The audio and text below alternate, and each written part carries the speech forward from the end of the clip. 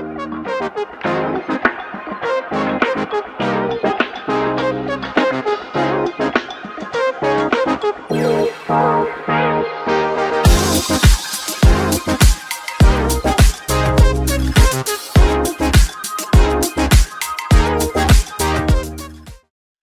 there. Welcome to Life Between Coasts, the podcast where we dive into our personal journeys connected through synchronicity. So grab your coffee, light a candle, and let's begin. I'm your host, Leah, and today we are sitting down. We're going to say Shep. We're sitting down with Shep, the very first interview that we had in season 1, but we're going to shed that and introduce the man, which is Bernie. So we're going to take away the nickname. This is Bernie. And welcome back. We're so happy to have you back here. One of the reasons that I called you, I've been thinking about you for several months, and Alexis knows this because I've been talking about this and calling you, and a lot of things had gotten in the way before I could make that phone call, and I said we have to have him back on because the 7th episode, which is God's number, as you pointed out the first time. That's right. Is the very first episode for the new year for us.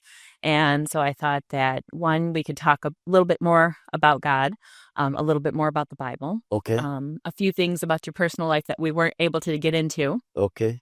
And part of that is because I think both of us were extremely nervous. We were. So we were a little, rigid in how we were, because this is not our normal conversation being rigid like this. We're very, vibrant and that, especially sitting at the desk up front, right? Right. So I think it's time that we dive back in and talk a little bit more about some things that we would like to elaborate on with you. So the first thing is let's talk a little bit about some of the things that took you away from God before rediscovering it. Okay, first of all, I guess I should start here. I brought my Bible in case there's any questions and I need to prove them. Remember, basic instructions before leaving Earth, or I like to say believers' instructions before leaving Earth. I love that. So I brought that, and I'll get into how I fell away. Yeah. And I think a lot of people do. I told you before, I went to church 9 months before I was even born. My mother took me to church 4 days a week. And then when I was born, 4 days a week, and I was taught the Bible. Well, when I hit a certain age, I said, I didn't say this to anybody. I said it in my brain. I'm having trouble believing this. A guy got swallowed by a fish, and all these animals got on a boat, and the whole earth was flooded. And I was having trouble with this, okay? This young boy killed a giant, and people lived to 100 and so on. I was having trouble with this. And even though my mother, she's passed away too, but God bless her for teaching me. Even though I had her teaching and preaching and filling my ear every day with this, I had issues inside. And so I started running with the world. And what I mean by that, I hate to say it, I'm not proud of it, but it's the truth. You remember when you were younger and your mother said, don't hang around with that one? Well, she was pointing at me. Oh. I was a heathen. And because then things would happen to me and I blame God. That's your fault. My mom taught me, you know everything and you can do anything and all this stuff. Right. Well, if that's the truth, well, how come all this bad, So I did what I wanted to do. I'm not going to go into that. You'd have to turn your cameras off. But that would be an R-rated audience. You'd be beeping. We're trying to keep PG. And like I say, I'm not proud of it, but it's a fact. So, and people need to know the fact. I tell people all the time, don't tell your kids sin isn't fun. It's a blast. It is fun. Mm-hmm. Don't tell them that. Tell them it's fun, but it's only fun for a minute. And then it'll catch up with you. Well, and there's consequences. Yeah, and there's always a consequence to your choice, good or bad. So So I did some wrong things, okay? A lot of wrong things. I'm not proud of none of them. And although I knew, And every time I moved out of the house, of course, and I worked, and at work I was a heathen at work too. I mean, my mouth was terrible. A lot of bad things. We won't go and get into all that, but why was your question? And the question was, I mean, the answer to your question is, I question God on everything. My father died when I was a young man. Why'd you allow that? Well, he didn't allow it. See, and this book teaches that. Right. And a lot of bad things happened. And I kept saying, oh, no, this is bad news here. How come you didn't stop that? Right. Well, then one day a guy says to me, and I'm going to tell your audience the same thing. A guy says to me, he says, when you die, do you believe you're going somewhere? I said, yeah, I think I can believe that. He said, okay, either we're going to be reincarnated, we're going to go to heaven or hell, or something's going to happen. It isn't you have your life here, this 75 years or 90 years, and billions of years goes by, and that was it. Something's going to be there, right? Right. So don't you owe it to yourself to find out what that is? And I said, absolutely. And he said, there's only one answer. And all your answers to just about any question is found right here. I said, really? He said, I mean, he said, I can give you ask any question you want. And pretty much the answer's in this book. And don't you owe it to yourself to find out if that's accurate? Mm-hmm. And so I said, yeah, I do owe it to myself. He said, well, what you've got to do is you got to study this book, not read it. Because if you pick this book up and read it, you're going to go, I don't get none of it. Mm-hmm. But if you pick this book up and study it and find out when you see a therefore in the Bible, find out what it's there for. Okay. Mm-hmm. So what you got to do here is I'm gonna name to your audience 7 teachers. Okay. Amir Sarfati, Cliff Knetzl, John Hagee, Matt Hagee, Frank Turret, Brad Powell, and Bishop Patrick Wooden. Now, I just named 7 teachers of this book. Okay, you don't have to believe me, and I don't really even want you to believe me. I want you to find out for yourself. But here's 7 teachers on this book. Mm-hmm. Okay, and so if you have a question, and we teachers never teach people how to learn this book. Mm-hmm. We always talk about you need Jesus and you need to go to church and all that, but we don't teach you how to learn this. Mm-hmm. What is it saying to you? Because it's talking to you if you'll let it. To be honest, I haven't taken the time to open it. You're not alone, Leah, and that's really the teachers. And I consider myself someone, I'm not a very good one, but I'm a teacher. Mm-hmm. That's our fault, because how are you supposed to pick this book up? And there's 66 books inside of this one book. And if you pick it up and start reading it, you're going to go, I don't have a clue what that's talking about. Mm-hmm. So the teachers of the world need to teach you how to do that. Mm-hmm. So let's say you agree with me that you need to find out if it's accurate, mm-hmm. and you have questions. So I just named 7 teachers. Mm-hmm. First of all, you got to have the right Bible. That's the first most important thing, mm-hmm. because watch this. If I want to learn how to fly an airplane and you give me a book on how to build a Ford car, what am I going to learn about that? So if you got the wrong book, right, you're learning nothing, right? Okay. So you take these, and they're not all the same denomination. I gave you 7 different teachers. Mm-hmm. Go on YouTube and ask them what book they think, what Bible they think you ought to have, mm-hmm. and get 7 opinions. Mm-hmm. And you can even get more of your own if you want. But I'm saying I'm giving you 7 people that will tell you what book. Right. And what you want, it's the closest to the original as you can get. Right. Okay, so then let's say you have a question. So for you and I, let's say, is it okay to steal? That's my question. Okay. So you go to one of the 7 and you go on YouTube, or I don't watch TikTok, so it may be the same way, but you go on YouTube and you say, hey, one of you teachers, is it okay to steal? And they're going to have a sermon on stealing. Okay. Okay. And then what you're going to do is say, prove it right here. And they're going to prove it right here. So now if you have a question and they can't prove it here, throw that one away, go to the next one. Right. Until you but that's how you learn the Bible. You keep asking questions, going to somebody who's going to teach you and make sure it's here. If it's here, Finance. you got the right guy. Okay. So anyway, I know I made a long story of it, but when that guy told me, Bernie, don't you owe it to yourself to find out? Well, here's what I said to myself. Yeah, I do owe it to myself. So I'm not going to learn. I'm going to learn. Yes. Okay. So I dug deep. I went back in some cases to the Greek and Hebrew. Mm-hmm. I went back in some cases to the Aramaic, and I said, is what I'm learning accurate? Is what these teachers telling me accurate? Is it in this book? So I found out what Bible.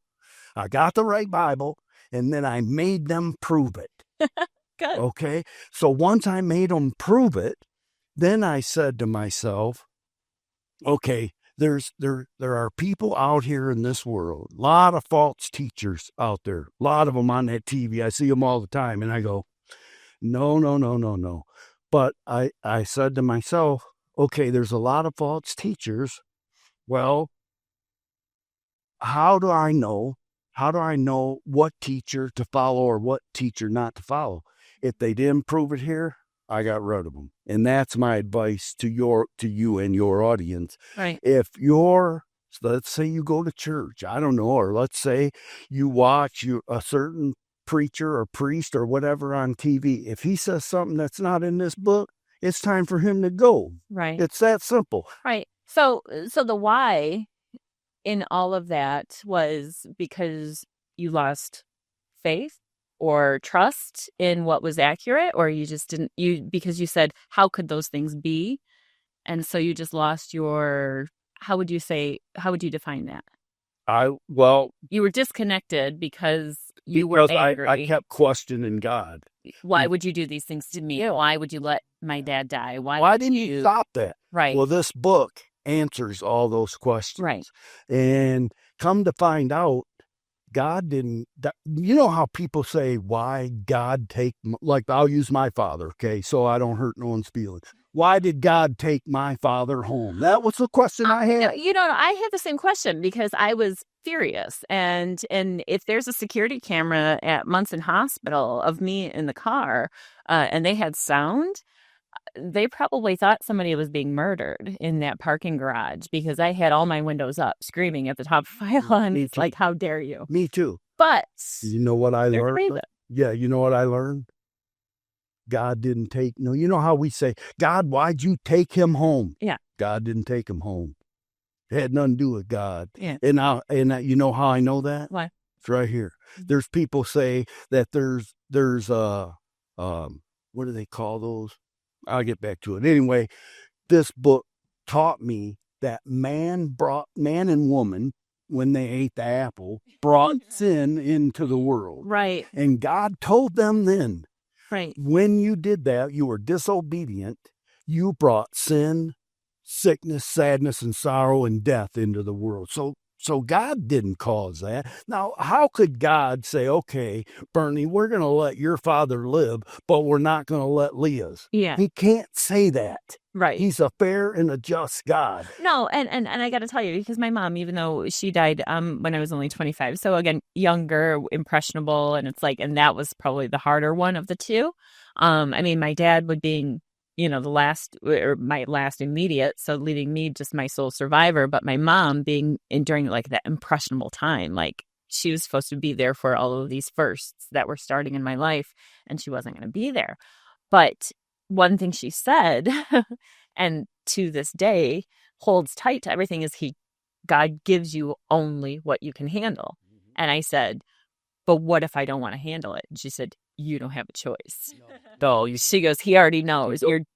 It's what it is. And I never lost my belief in God, but I lost my faith that he was doing good things in my life, so that was different for me. So, I mean, the why for you sounds like being angry or mad. Again, similar situations, different perspectives. Yeah, because he could have stopped it. Right. But so how long did you, before you found a teacher, what was your gap? So, obviously when you were in the womb and then growing up, but then there was probably a period that you just did you not go to church? Yeah, I stopped altogether. Yeah. Excuse me. I stopped altogether and I started questioning everything he did. And along with that, ran with the world. Right. And once I got back, it was a long time, longer than I'm proud to admit. But when this guy told me, hey, why don't you find out, there's a group of people in this book called the Bereans, and they search the scriptures daily to find out if what they were being taught is accurate. Right. And so I thought, and he said to me, he said, why don't you be a Berean? Find out. He said, don't listen to me. And and I'm biased, of course, but I had the best teacher in the world. Right. And he's been dead 30 some years, Okay. but even to this day, I find very few that had the knowledge that man had. Not that makes me smart. I'm not taking that kind of credit. He forgot more than I'll ever know. Except there are a lot of people that say this book is a myth and this book has a lot of discrepancies. I'm here to tell you, Leah. Yeah. It doesn't have one. No. Not one. No. No. And, and that's kind of like why I wanted to have you back, to come back and talk, because, because of like you said, let's just admit, how long were you separated from the church, do you think? Oh, if I had to guess, I don't know, maybe 10 years or better. Okay. Something along those lines. Now, don't get me wrong. I would jump back a little bit and grab stuff. No. But I got to tell you, I mean, I was never I was not the person, or I didn't go to church freely. It wasn't like an every Sunday thing. It was never, I was baptized. I didn't go through catechism. I was never confirmed. I would show up. My mom would force us to go to midnight mass on Christmas Eve. And, my dad would be falling asleep or want a cigarette. And he'd be like, she's falling asleep. We take her to the car. My mom's like, no, you're going to sit there and you're going to enjoy this. Because that was our only church exposure other than weddings and funerals. And weddings with my cousin, who is a priest, if he was, at the head of the wedding, he loves to hear himself, talk and sing, and he has a glorious voice. And it's just that sound that comes out of him is amazing. But it's so funny because those were my exposures, and still to this day, it's weddings and funerals, if I'm going back into a church. And that's where I'm saying there's been a big disconnect for a lot of people. And that's why I wanted to bring you back in too, because especially for like maybe even the last 15 years, the more I hear about on the news and all of these things, a lot of people lost their faith or their belief or would be willing to admit that they did, because if you brought up church or God or anything like that, you were kind of like pushed off to the side, like creepy. Like church was a cult. Right. Like that was a bad thing to do, right? And now you see people going back, that more and more people are getting back to religion, getting back to just walking in and finding community and finding their faith and finding that, which is great, that connection, or just finding that human connection, I think is really what it comes down to. But finding a shared ground with somebody else, even if you don't share similar, viewpoints and various things. So it's just, that's where I'm saying, it's like when you had that disconnect, you may have bounced in and out, but what cemented you back into? It was always in the back of my mind that, hey, you're not living right. That never left. Yeah. Right. I'd go out and do this and I'd say, well, that was wrong. And then the next day I'd be doing the same doggone thing. But tomorrow I won't do it, but maybe the next day. But one thing that was told to me, and I kind of thought, not that there were myths in the Bible. I believed that, I had, okay, a guy got swallowed by a fish. And I kind of believed this stuff, but I thought, boy, I'd really love to prove that. And this guy, my tutor, who was the best, he says, you know, the Bible was written in a period of 1,500 years by 40 or more writers. Okay. And on 3 different continents, and all the writers did not know each other. And there's not one discrepancy, not one. How can 40 or more writers over a period of 1,500 years on 3 separate continents do that and there not be one? What word am I looking for? Not discrepancy. There's anyway, I don't error, really. Yeah, not one thing that's wrong. Not one thing that's wrong. The most sold book in the world. Okay, there's no other books that's outsold this book. So anyway, my goal so I started looking into stuff, and I started asking questions like I'm telling your audience, hey, whatever your question is, pose it to one of these teachers, and then make them prove it. And then you'll know whether or not that's how and the more you do that, the more you learn. Right. And so I started digging, and I got, I don't know, lack of a better word, I got hungry. I said, wow. I mean, let me give you an example.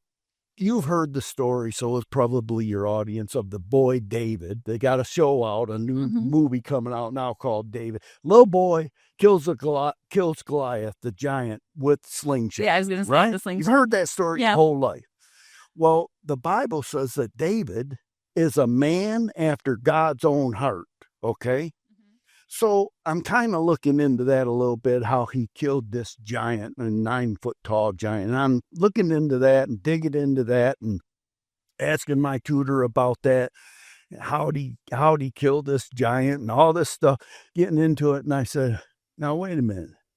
This book says David, God said, is a man after my own heart. But yet when he went to the creek to get a stone to kill Goliath, he took 5. So why would he take 5? There's a man after God's own heart. He knows who God is. All he needs is one. Goliath had 4 brothers. That's why he did have. And just stuff like that over the years, that's just a small one. I can give you thousands. Right. But it makes sense, So he, just in case he needed backup. Well, I mean, if his brothers show up, they're dying too. And right. Don't get me wrong. The stone isn't what killed Goliath. That just knocked him down. He cut his head off. I think that's what killed him. But anyway, stuff like that all the time. And it still happens to me today. You can study a verse in this book and then study it again years later and get something all different. Right. Okay. So my goal is to tell your people that when this life is over, in life, I want you to look back, Leah. Remember when you were in kindergarten? Kindergarten to now, how fast did it go? It seemed like it took forever. Okay. For kindergarten, but then life changed, and it went by a blink of an eye. You know what this book says? Life is but a vapor. It quickly fadeth away. So if you look back from when, I didn't mean kindergarten, but you look back from when you were a child to now. And so will the rest of your life. Oh, I know. Okay, so my goal is to say, take it upon yourself to learn this book, but you got to know Jesus. Well, how do you know Jesus? I mean, we talk about all the time. You should go to church. You should get saved. The Christian people call it saved. Well, how do you get saved? Right. You know what this book says? It says, admit you're a sinner. So you got to say, and we all are. I mean, none of us have not sinned. We're all sinners. So admit you're a sinner, and then believe in Jesus' death, burial, and resurrection. And there, in this book, there's over 500 witnesses that he got out of that tomb and walked away. Over 5. You can't get 2 nowadays to witness anything, much less over 5. And agree on it. Right, and agree on it.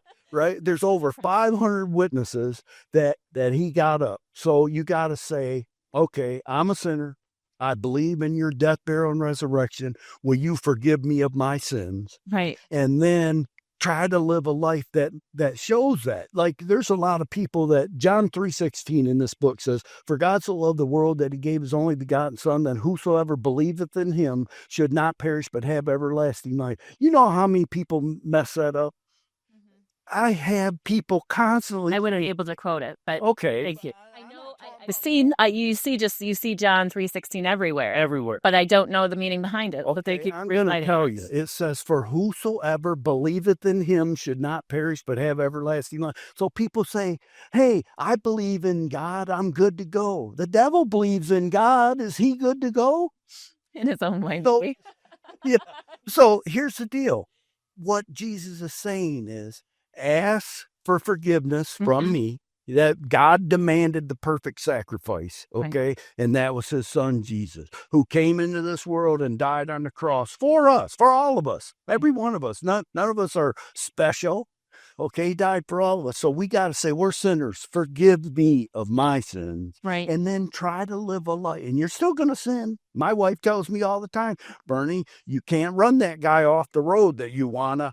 And stuff like that. So, we sin every day. Oh, I know. And sometimes you say the things that and then you ask for forgiveness right then and we give them the names that they don't belong called. Yes. But you know what I do, Leah, with that? Every single day of my life, bar none, every single day, I ask God to forgive me of my sins, because we got sins we don't even know.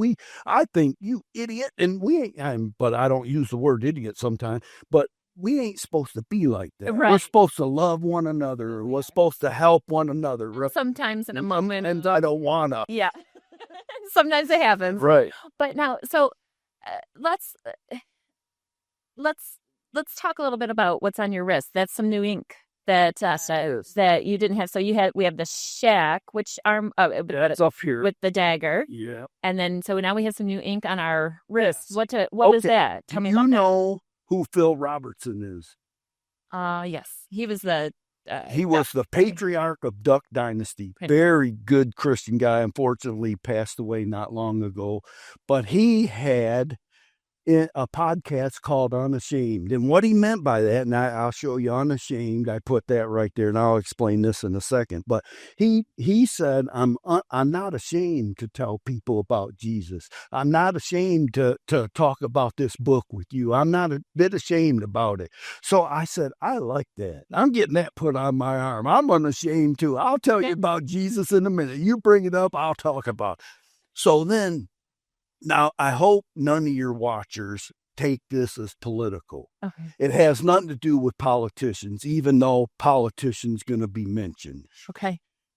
He supported Donald Trump when Donald was first running. Okay. And so Donald Trump was talking to him, and he drew on a piece of paper, and he drew these lines, okay? Right. And he drew that, and he handed that piece of paper, and you can see I have it kind of messed up. It's just how he drew it. So they're not perfectly straight. Yeah, they're not perfect. It's how he drew it. But he handed that piece of paper to Donald Trump, and he said, "If you'll follow that, you'll be a good fella," or something along those lines. That'll help you in your likes. I don't know his exact words, but something along those lines. So Donald Trump says to him, "Well, what does that mean?" He says, "That means Jesus came down into our world, died on the cross, was buried in the tomb, resurrected and ascended into heaven, and one day he's coming again." And I said, I'm getting that on my arm. I like that. So I was out to breakfast, and our waiter said, "What does that mean?" So I get to say, Jesus came into our world, right, and died on a cross for you. But it pulls people in.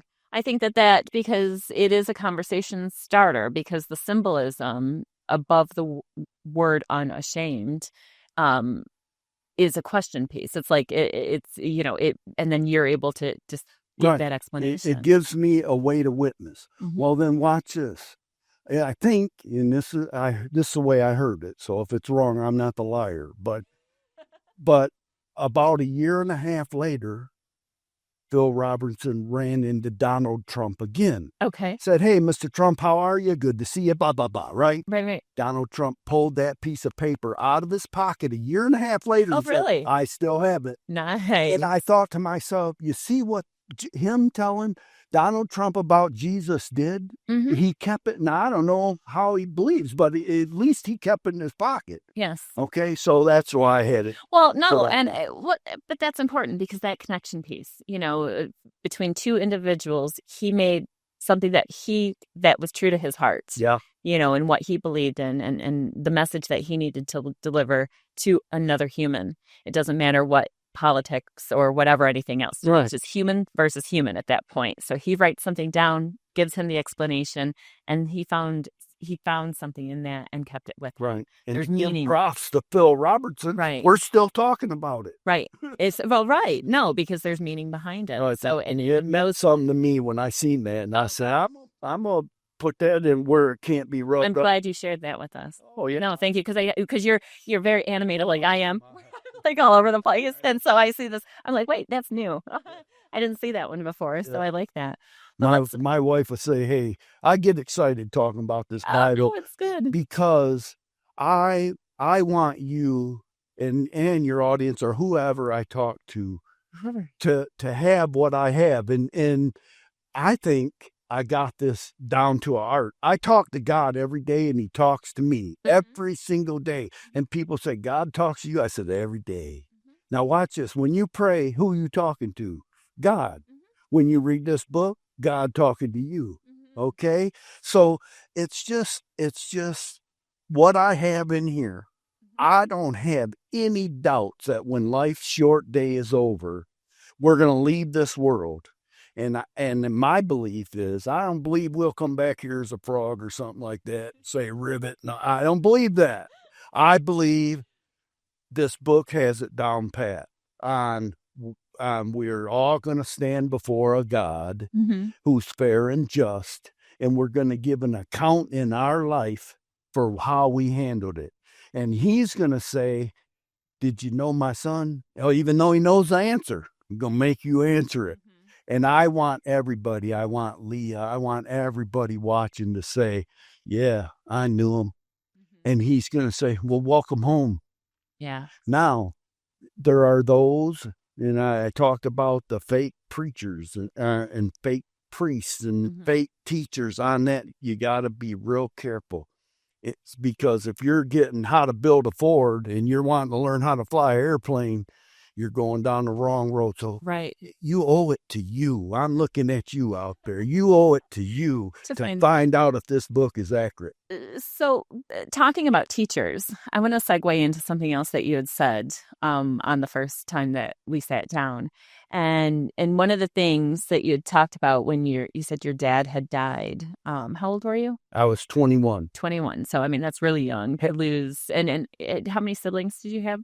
I have 3 brothers and a sister. And are you the oldest? I'm the baby. You're the baby. I'm the baby. So it was probably, and being the baby, something like that. He was my buddy. I was going to say it's much more traumatic when you're the baby, I think, whether for either parent. But the words that you used was nobody ever taught you on how to be a man. Oh, no. No, so no. That was before I'm going to let you go on this. Okay. But I'm going to let Bernie go. Okay. But here's the thing: is it's true. There's a lack of education going to our younger generation. There is. From even people my age, and I'm only in my middle 40s, and we have you in your middle 60s, or so we're not passing on like the simple things, how to cook, how to clean, we're not recipes, but how to be a man, right? How to be a good human, right? We teach him the difference between right and wrong and how to cross the street, look both ways, but we're not teaching them the morals of certain things and how to be a good human. No. And so when you said those words, there was a gentleman, another podcaster, much more famous than I am, and I can't think of his name off the top of my head, but he did an interview on the Today Show. It's one of my go-tos, of course.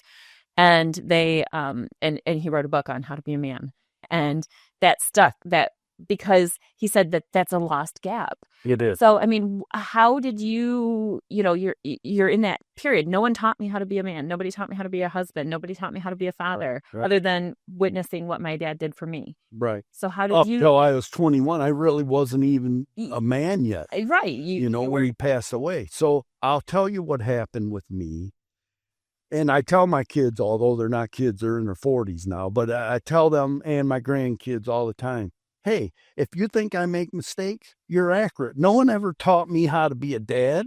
I had to learn how to be a dad. Right. No one ever taught me how to be a good person to the world. I had to learn. And this is cliche, Leah, but I'm going to tell you right now. It's okay. It's all right here. Right. That brought me around and taught me how to be a man. Right. Taught me how I've been married 47 years, almost 47 years. Congratulations. Okay. I mean, I'll be 47 in April, so my entire life you've been married. For my wife. She'll get her Medal of Honor.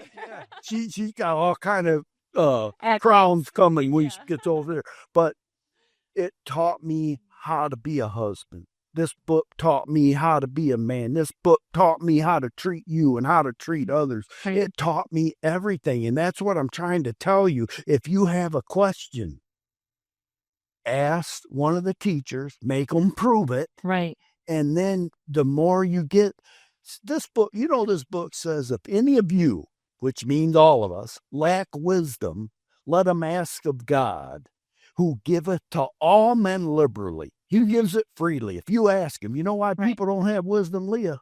They don't ask for it. Yes. Okay, so and don't get me wrong, you can't say, God, give me wisdom, and all of a sudden, wham, you're a genius.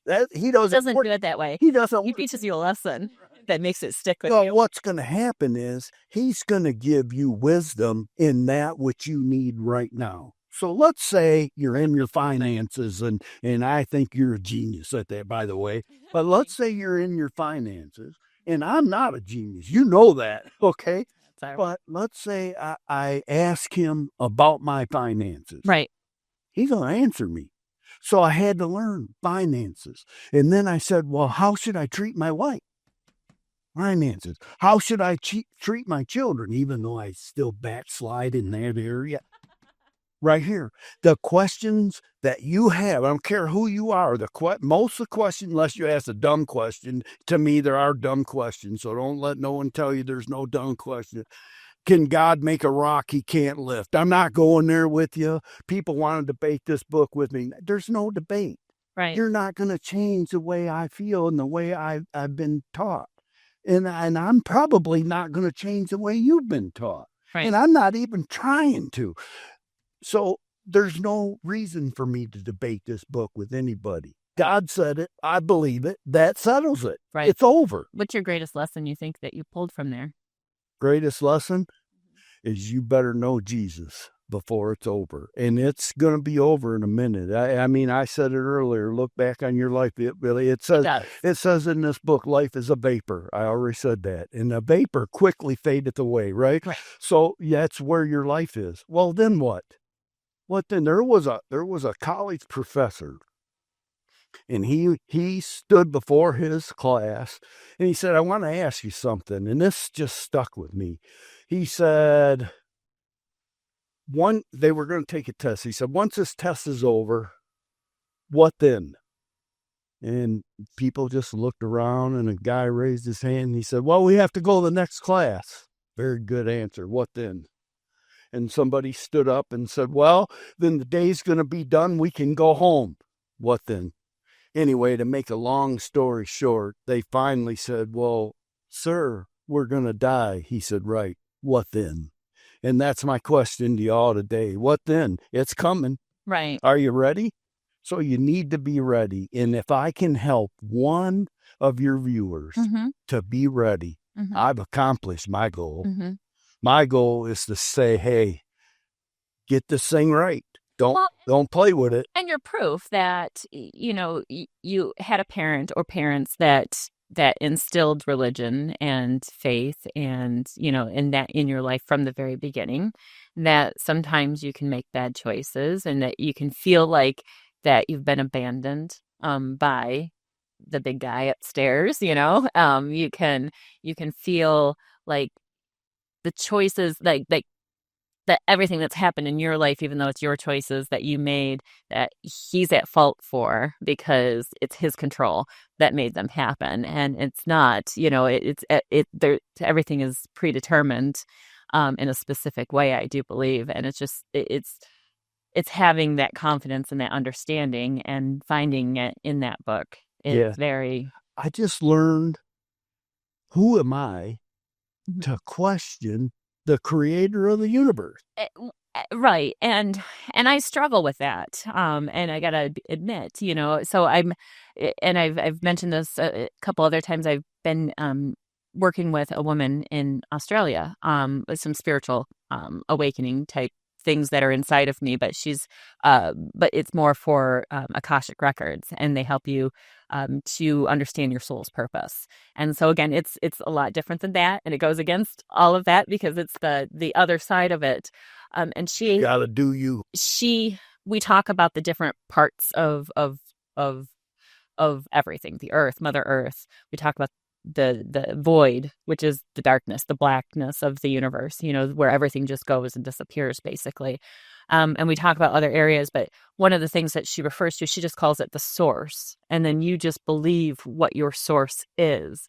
And she asked me, not in this last meeting, but a meeting that we had prior, who my source was. And I just shrugged it off and said the universe. And it's because I still hadn't connected with that book, even the book that you gave me to break me in, to get me there. Shame on me. No. The gift that you gave me, I have it, and I've carried it into various rooms with me and set it to places where I sit. And it's just taking the time to do certain things because there was always something else in the way. So it's really just not only having to schedule myself, schedule, open the book, just read 2 pages, or watch something. I mean, if you spent, Leah, you're a highly intelligent person, okay? But if you don't get what's going to happen to you, I mean, you got finances and taxes and down to an art. Don't you want to have that? What's going to happen to you after you die? Down to an art. Don't you want? Yes. I mean, don't you want the real deal? You don't want some junk. And I ain't calling what you're doing junk. I'm just saying this. You better be right. Right. That's all I'm saying. No, and that's where I'm willing to go back, but I don't think I'm necessarily willing to put it in a house. Does that make sense? So going, whether it be a Catholic house or a Baptist house or a Lutheran house. There's no denominations up there. I choose not to have a house to go to. Okay. I prefer a little bit of each. Okay. One of the things that I discovered that my dad, going through some of his paperwork, I had to change. Find me 2 years later, I changed the plates on his car to my name, just so I could actually do something with it. But it was like, 2 years later, like I said, I was finally in there doing it, and I was going through this paperwork, and I found something that shows that he was christened, not baptized, but or I don't know what the exact terminology is, but the name of the church at the top of the letter surprised me. It was the Church of Latter-day Saints. Okay. And I never knew that. I always thought my grandparents were Lutheran or Episcopalian or something else like that. And so that was somewhat surprising because then he ultimately converted to Catholicism just to marry my mom. I mean, that was really the purpose because he wasn't committed to going. When you get to the other side, it doesn't matter. There's not going to be denominations. That's something a man made up. A man told you to be a Catholic or a Baptist or a Lutheran. God didn't. God's not going to say, okay, all you Baptists. Just believe in me. Believe that I'm here to take care of you. There's going to be Catholics in heaven. There's going to be Baptists in heaven. There's going to be non-denominational people in heaven. Right. So God never told us to follow a certain denomination. Right. He said, follow that book. Follow the book. Yeah. Follow that. And I like that. Well, no, because if you think about it, I mean, it's much like going dabble like for a second into politics, the same thing. There's going to be a mash of those same people up there too, all different political parties. At the end of the day, it doesn't matter. Right. We just need to focus on the book, being human and living our lives in the best way possible. And you said forgive me or something along those lines. I haven't read the Bible that you gave to me. But Leah, watch this. You exercise and you keep studied up on your time. Can't you give an hour a day or an hour a week to your eternity? Yeah, I need to start doing something to And that's what I'm saying. So, and even if it's just a portion of the day or even like 1 hour a week, just to sit down and take. you exercise longer than that.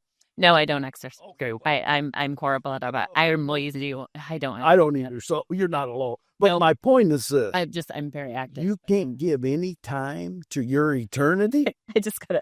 Just side note, I paid Planet Fitness or whatever that's called for 3 years. They debited my account and I didn't step foot inside there. Never went. See? I was on the phone with my bank one day and I laughed about something because she said, "What was the last transaction?" I'm like, "Oh, probably $20 from whatever." And she was, we can just like change that number just so it blocks it and then they'll give up and they'll never hit your account. You actually don't have to go back in there. So secret, if you don't want to go in and cancel, just get your bank to change the thing from guilty. I don't exercise. I probably should, but oh, it'd be much more healthy. But I take Monty for a walk. Myself and my mister, we rotate and things like that. So there's a good, mile and a half walk, right? That we'll take with him. You'll spend time with that dog, but won't spend no time with your eternity. I know. He's my soulmate, but I'll tell you, no. But it's funny that you were saying, when you die, where do you want to go? I can tell you there's probably a couple dozen people that hope that they end up as a dog or cat in my household. Okay. And that's a great white hope. Because of how they are treated. Here. And steak and chicken and everything. I'm just saying, I don't want to come back as a frog. No. What I want was, in this book tells us, heaven is so beautiful. Oh, yeah. Your mind isn't smart enough, not just yours, mine, anybody. No, there's no mind capable of knowing how beautiful it is. Yeah. Well, that's how I want to spend eternity. Yeah, have you ever seen the movie What Dreams May Come? It's a very sad movie. I don't know. It has Robin Williams in it, and it was from the 90s, I think. But it's called What Dreams May Come, and you have to be prepared to cry. Oh, so believe me. Okay. And I won't give you the premise. Okay. I'll give you a very snippet of the premise. Basically, it's around death and dying. A married couple lose their children, and then she loses the husband, and then she ultimately kills herself and ends up in purgatory. Oh. And so they just talk about what death and dying and everything about life and just the meaning. And it's a very, it's not as intense as I just made it sound, but it's very sad. But it's just just very intriguing. Okay. But it's a very good movie. Is it on Netflix? Probably. It might be. I might watch it. Or you might be able to find it on Amazon. Something like that. But that's one to, because it dabbles a little bit with that, but in a very elegant way. I think is the best way to describe it.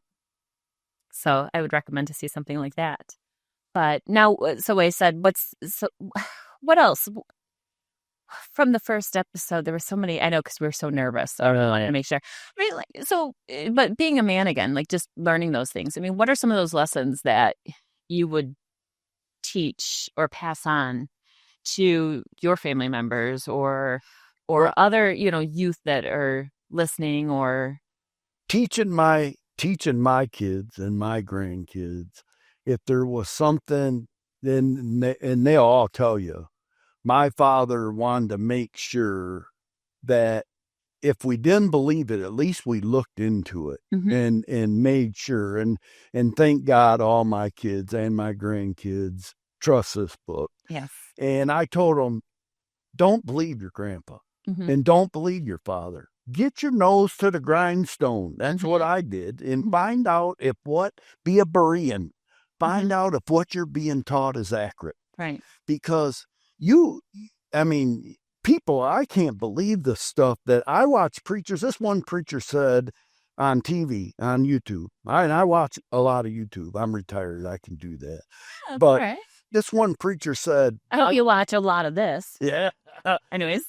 This one preacher said, God told me to tell you to send me $1,000. And I said, well, why didn't he tell me that? Right.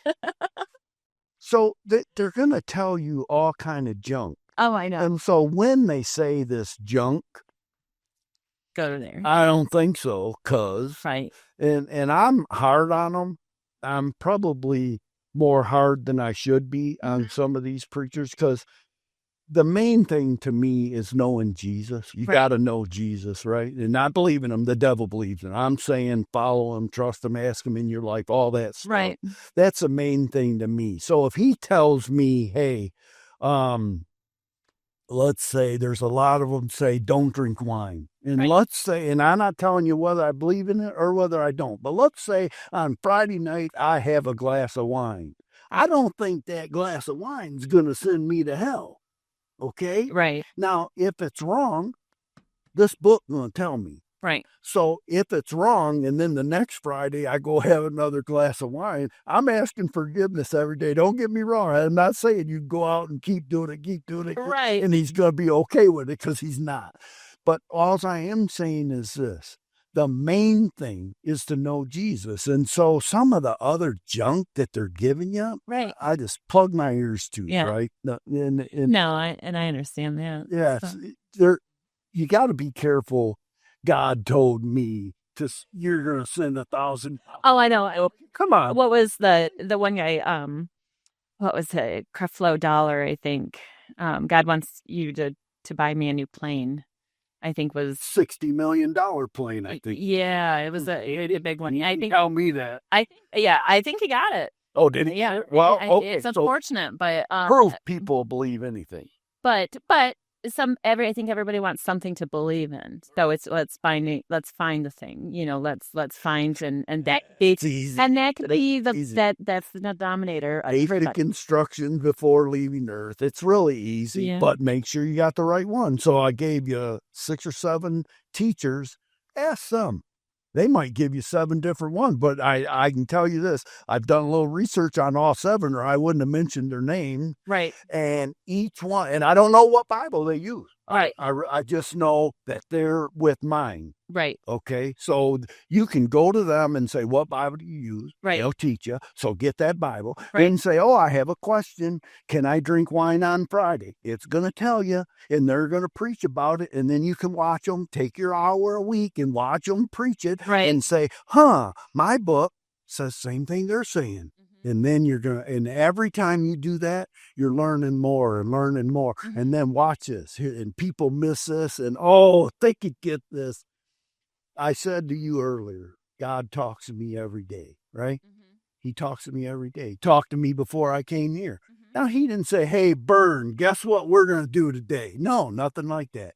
He inspires, just like he inspired the writers of this book. People say, man wrote this book, so how can it be accurate? God inspired them. How do you know God inspired them? Well, I know by the 1,500 years it took to write. I know by the 40 or more writers, and there's not one discrepancy. That's how I know. Right. So when you have your questions, put your questions out there, spend your hour a week or 2 hours a week, whatever you want for your eternity. Right. And find out if what you're being taught is accurate. I don't even want your viewers to listen to me. They should say that dude's an idiot.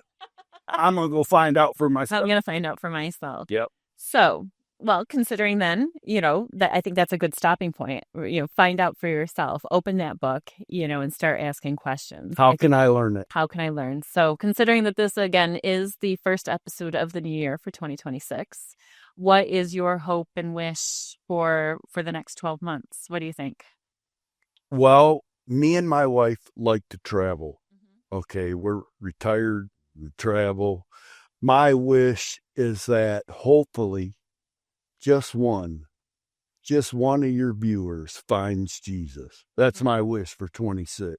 If one does, I did my job today.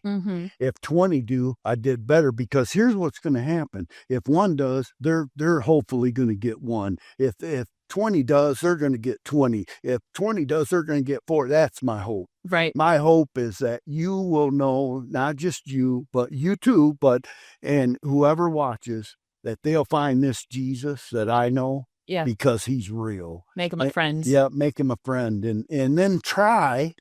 I mean, and a guy says to me, "Well, you send money to the church, and I said yes. I said, watch this. I try to be a good. I try to love people. I try to listen to God's spirit. Like, let me show you something. If you see a guy on the side of the road says, I'll work for food, and you think to yourself, I should give him $5 for lunch. Who you think's telling you that? This book says all good things come from God. Mhm. So if that's a good thing, God gave you that. So that's God talking to you. Whether or not you listen, it's art to try to listen. Right. But and then you say, no, he can get a job. That's Leah. That's not God. Okay. So we all. I don't say that. I know, but we need to. Sometimes I do. If they're on a cell phone and smoking a cigarette, I ain't giving them nothing. Unfortunately, yes, there is a judgment that's passed when you see those things, because I'm not going to spend being a former smoker. I know how expensive those darn things are. Right. I'm not going to buy cigarettes for you when you need food. But in my brain, it's not get a job. It's I work too hard for my money just to hand it away to somebody that's just going to buy cigarettes, and that's an assumption, a big assumption that that's all they're going to use it for. Try to I have specific places that I put my money, like St. Jude, the St. Ambrosius Foundation, and you're listening.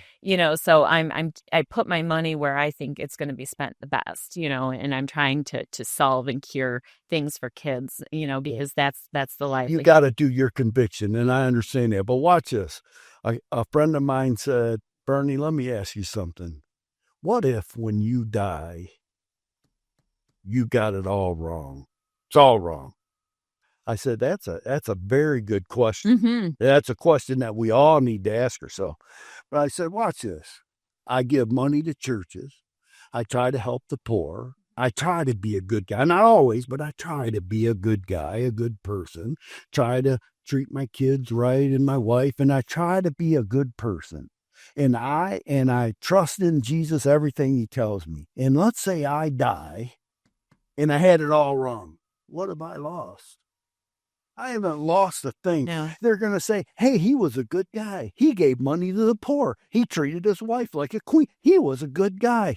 I lost absolutely nothing. Now, the guy that doesn't believe and he dies, what's he lost? A lot more. He's lost eternity. And I don't want none of you to lose eternity. Yeah.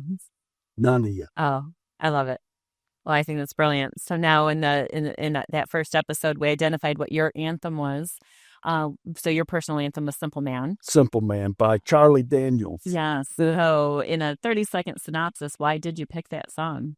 I picked that song because basically he's saying, look, I'm not a brain. I'm just a simple man going through life. Mm-hmm. And here's the things that I believe.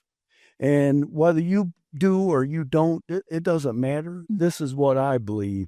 And some of the things that I believe are good. Now, some of the things that he says he would do to wrong people, I'm not supposed to think like that. But if I'm honest, I think like that. We're human. Right. So, that's where I got to go to him every day and say, forgive me. But if you hurt a child, I want you dead. And I shouldn't think like that, but that's how you don't hurt a child, right? And there's a lot of things I can mention that if people do is wrong. Yes. But the song is this.